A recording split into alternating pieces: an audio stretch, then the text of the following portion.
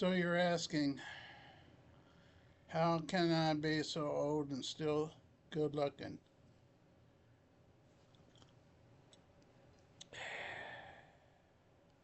One person asked if it was because I was drinking early times bourbon.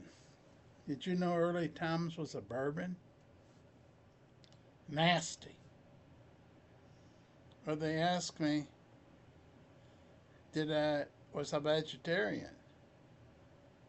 No, but I think I better become one after a book I'm reading right now, telling how to stop harm to your heart. So let's go from here. What makes me good looking? What makes me so old? Be 76 and January 13th. Feel free to send me a card. The gosh, I don't have an editing ability, so I shouldn't be scratching my, touching my hair or rubbing my eyes. This is old man's talk, isn't it? Can you do better than this? I don't know. Did I write something down here? Yeah, yeah. Do I need a haircut? Scheduled for 2 days. This 80-year woman said, I'd date you if you would trim your beard better and fix your hair normal. She said, yeah, I consider dating you. Now, I'm not saying I would consider dating her. I'm just saying I'm going to see a hairstylist, and I was trying to make my hair look like Chris Christopherson. Yeah, Chris Christopherson before he passed away. Kind of, you know, more full than mine. She didn't like that. She said my hairstyle's just not gonna, the thinness ain't gonna work. Give it up, cut it short. Okay, so how do you live this long? Well, any comments about haircuts would be fine. Should I let it grow longer? Should I make it more like a traditional haircut, like I used to have for 75 years? Well, you gotta do away with negative thoughts, negative letters. Um, you're not gonna believe this, but I've torn I've torn stuff up or not read it because it would make me feel bad and make me age more. I'm not going to go over it. I will say I got so many bad letters from teachers in high school and college that at that time they were allowed to send them to my parents, and I'd get a phone call and they'd say, "Well, what are we what are we helping you through college for if you're gonna be flunking all this stuff?" I made an F in French. I made a couple of D's, and I switched colleges. I couldn't believe another college would take me. Well, first semester there, my mother calls up and says, "Why didn't you tell me?" I said, "Well, what's that?" "You got a deficiency, a D or a F in social psychology."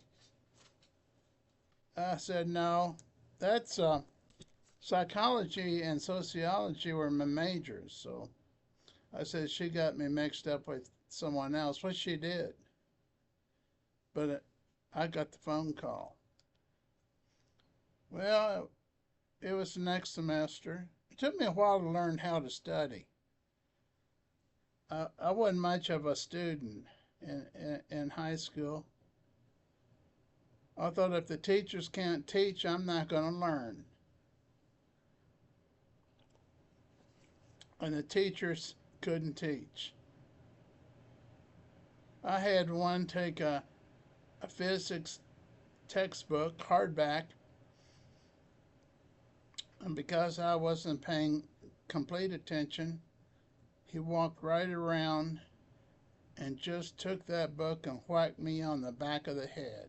That's the way it was back then in 1965 and 66 and 67. That's the way it was. I graduated in 67. So I never got blistered with a pedo or anything. Well, let's move on with this and talk about uh, the next letter my mother got from Western Kentucky University after I had taken a chance to transfer. Now you got to understand, I almost joined the Vietnam War. I just threw my notes away. I was going to join the Vietnam War. I had filled out all the paperwork, passed exams, and everything to go into the Army. I thought Vietnam War's got to be better than college. I hated college. I despised college. I thought if there was ever any time I would commit suicide, it was during the second year of college at Kentucky Southern College. Because I was doing my best, but F's and D's weren't getting it. And I was disappointing my parents at the last minute because right before I went to the Army, I had a physical to take, and I never went to the physical because I found out Western Kentucky University didn't start their second semester until February rather than January. I went down there and found out that they would transfer everything but my D's and F's.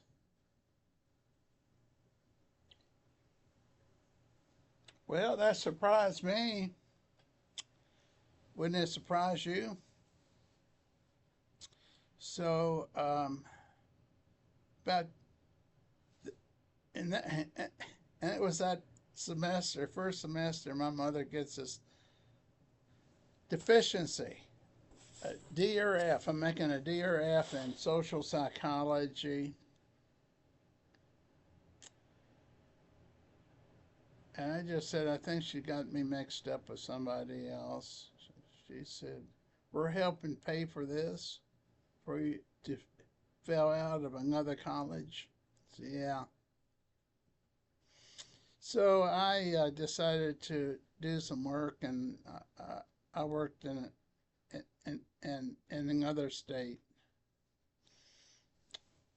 And then my mother calls me up, says, we got another letter from Western Kentucky University. Why didn't you tell us? Well, they never sent letters to me. They sent them to my parents back then. It's not that way now.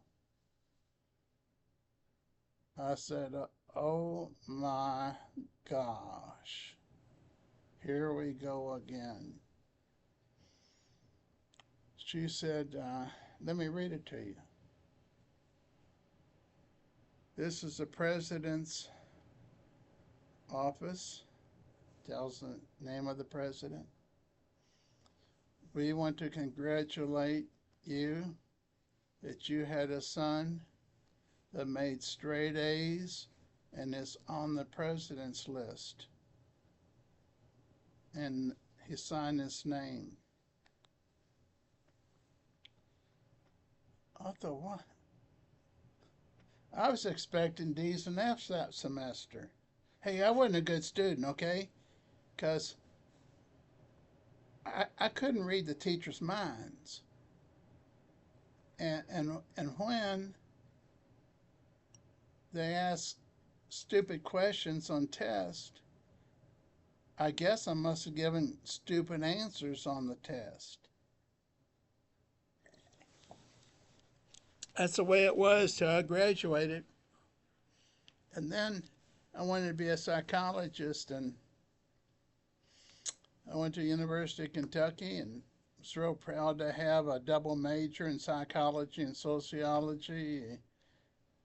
And I talked to the head chairman of the psychology department, and he laughed at me. You know what he said? Were you thinking about applying at University of Kentucky? And with a big smile, I said, yeah. He handed back my transcript and paperwork, and he said, there's not going to be a university in America that's going to admit you to either a master's program or a doctoral program. So you might as well give up. I did. Gave up for 10 years. Had a bachelor's degree. Couldn't get a job. So I made my own job. I called the Fuller Brush Company and said, can I sell your products door to door? I called Watkins Products. Can I sell your products door to door? They both said yes, and I bought their kits, and no one would ever, not ever, let me in the door to show the products. So life goes on, doesn't it? Then I failed the State Board of Psychology twice. After, oh, I didn't, I skipped that. I did get admitted to a university. It was Spalding University. I, I go ahead and go to it, and when I complete everything, you have to take a State Board of Psychology, which I failed twice and wasn't going to take it again, but I did, and I passed it. And then they said, basically, you're not worth anything. Nobody's going to come and see you.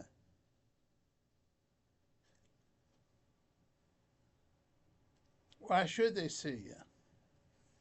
Because of your grades, or because your name starts with a W and they'll never find you? Yeah. One of the heads of the psychology department told me that. I said, can I apply for the doctoral program here? I had just finished the master's. He laughed. He laughed. You finished your master's degree. I already had a master's degree, and you think you're going to be admitted to our doctoral program? I think you better go out there and work for a while. Thank you, James, Dr. James. Appreciate your your words of confidence. So, took me about 3 years. See, had to take the test so many times. I don't know how many years it took. 3, I think. And I finally passed the State Board of Psychology exam. And then nobody would hire me for two to 3 years in Louisville, Kentucky. It's because they had they had an overload of social workers and mental health counselors and psychologist, so there wasn't room for a beginner.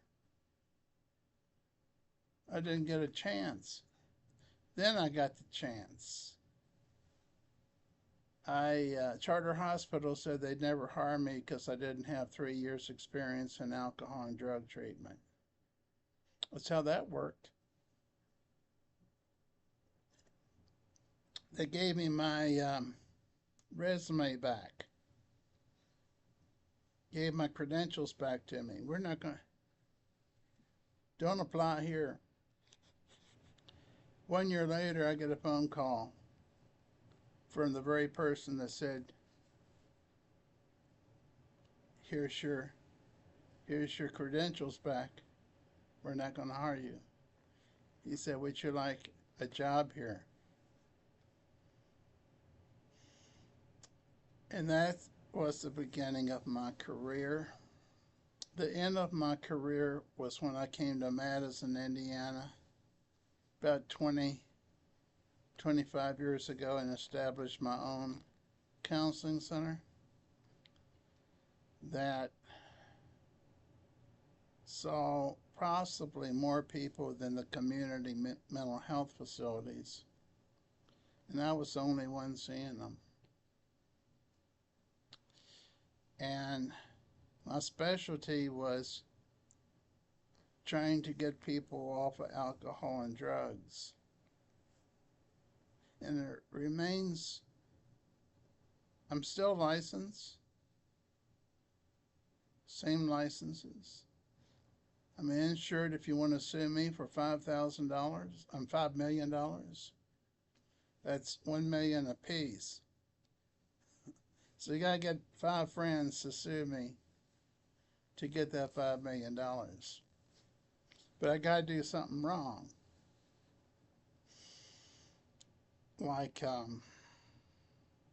kissing my client when she didn't want to be kissed. You know, something like that. That'll get you.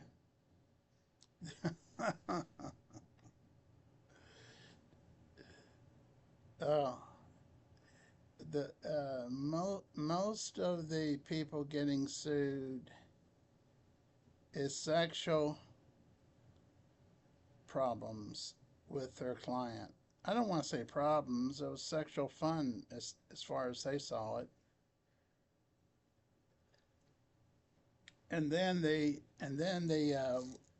The other person would find out that they could sue them for sexual abuse in a trusting relationship where they were supposed to be helping them. I never touched a person. Unless they wanted to hug me, I'd hug them back. That happened more than once. Of course, because you build up a relationship with people after a while and they appreciate you and oh my gosh, they're so thankful they'll hug you. What are you going to do? Push them away? They're not going to sue you. Okay, so old man's talk. Coming up from a failure to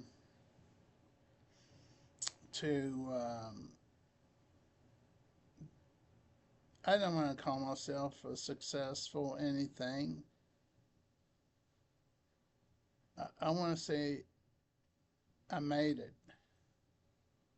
I made it to 75. And you're saying, well, did you save any money since you worked that many years without anyone else? I put it in the stock market. I put it in the stock market and I know it's going to outlive me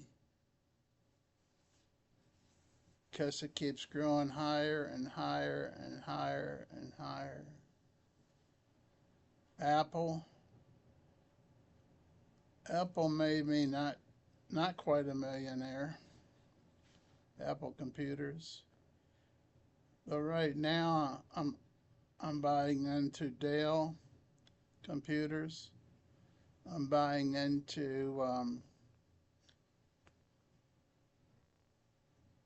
several chip companies. Even what was that one called? The big chip company. Two big chip. Nevada or something. That chip company and a couple others. Now, the reason I'm zeroing in on chip companies is they're saying it's needed for everything from cars to computers to probably our brain's going to be mentioned next, so we can think. I had a whole list. Now you're asking what makes me so bright now? Why am I so smart now? And I'm going to tell you why I'm so smart now and how you can do it too. Let me find it here.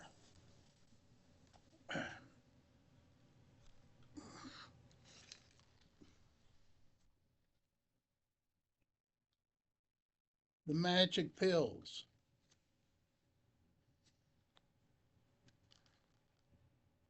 Well, if you want to live a long time and you drink, you want milk thistle. It it detoxes your liver. Let's go to the next one. Let's talk about what cleans your veins, arteries, and cleans out your heart. Gets rid of all the hardness. The hardening of the arteries is possibly one of the top two or three reasons people have heart attacks and strokes. Fish oil. I don't know how long I've been taking this, but that's not all. That's not all for your heart. I'm going to give you two other things for your heart. If your heart stops, your one, gosh, your one heartbeat, excuse me, I'm sitting in a bad chair. Your, your one heartbeat from dying. Daggone it. Did I say that this is unedited? I don't know how to edit this thing. Now, let's see, what's this? Okay. Coenzyme Q. See that bottom one? Coenzyme Q with fish oil. Those two together works on your heart very well and lowers your blood pressure too, along with red yeast rice. Red yeast rice will lower your cholesterol into the medium range, especially if you use it with fish oil and CQ, what do they call it? COQ2. Oh, let me look at it again. COQ2.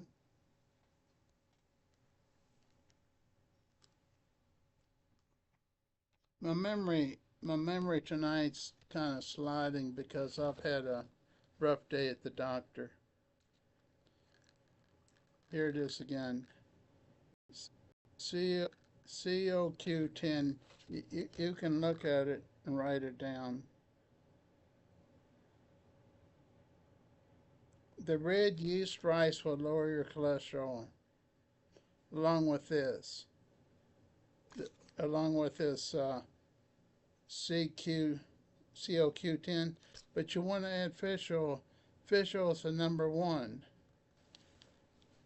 Fish oil is the number one that was ever recommended, and guess just what happened? We became unplugged.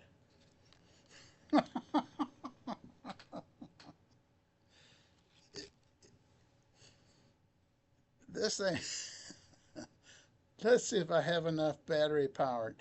I usually use my Dell, and that's why I wasn't on the last few days, because the Dell shut down.